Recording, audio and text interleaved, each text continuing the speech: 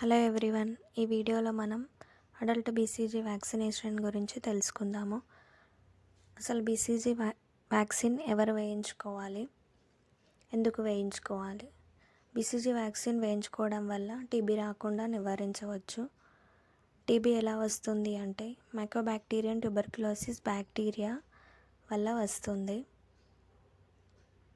అది ఎలా వ్యాపిస్తుంది ఒకరి నుంచి ఒకరికి అంటే ఇన్ఫెక్టెడ్ పర్సన్ దగ్గినప్పుడు కానీ తుమ్మినప్పుడు కానీ సెలవరీ డ్రాప్లెట్స్ అనేవి హెల్దీ పర్సన్ పీల్చుకున్నప్పుడు టీబీ సంక్రమిస్తుంది. ట్యూబర్క్యులోసిస్ సిమ్టమ్స్ వచ్చేసి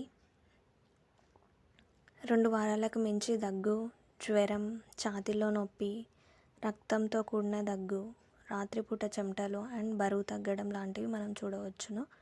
ట్యూబర్క్యులోసిస్ రాకుండా నివారించవచ్చా అంటే ఎస్. ఎలా ప్రివెంట్ చేయవచ్చు టీబీ రాకుండా అంటే గుడ్ న్యూట్రిషన్, మంచి ప్రోటీనేషియస్ ఫుడ్ తీసుకోవడం ద్వారా అండ్ హైజీనిటీ మెయింటైన్ చేయడం ద్వారా,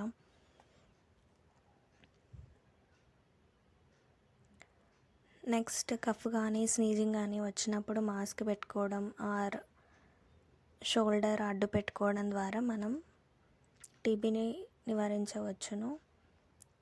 అండ్ స్మోకింగ్, ఆల్కహాల్ని మానేయడం, ఓవర్ క్రౌడింగ్ని అవాయిడ్ చేయడం ద్వారా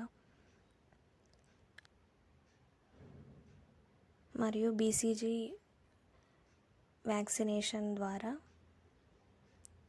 మనం టీబీ రాకుండా నివారించవచ్చు.